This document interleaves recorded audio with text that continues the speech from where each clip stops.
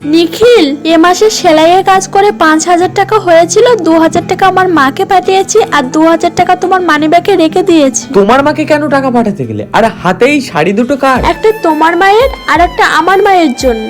এত আদিক্ষতা দেখে পারি না, মেয়েরা বিয়ের পরে স্বামীর ঘরেই সব। এত বাপের বাড়ির কথা চিন্তা করলে হবে? বৌমা দেখো তো শাড়িটা কেমন হয়েছে, তোমার ননদ পাঠিয়েছে।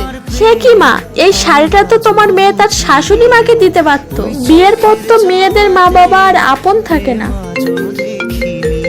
মারে, তুই কিছুদিন পর একটু আসতে পারবি? তোর সম্পত্তির ভাগটা তোকে লিখে দিতেছে। না না মা, আমার আর তোমাদের কোনো কিছুই লাগবে না। এখন তো আমার শ্বশুর বাড়িই সব। বৌমা তোমার মা সম্পত্তির ভাগ দিতে চাইছে, আর তোমার না নেওয়ার কারণটা কি? এই তো কিছুদিন আগে আমাকে 100টা কথা শুনিয়েছো, আর এখন যখন আমার মা বলছে সম্পত্তি ভাগ নেওয়ার কথা, তখন তো বলছো না না নিও না। বাপের বাড়ির সাথে সম্পর্ক রাখা যাবে না, সম্পত্তির ভাগ নেওয়া যাবে।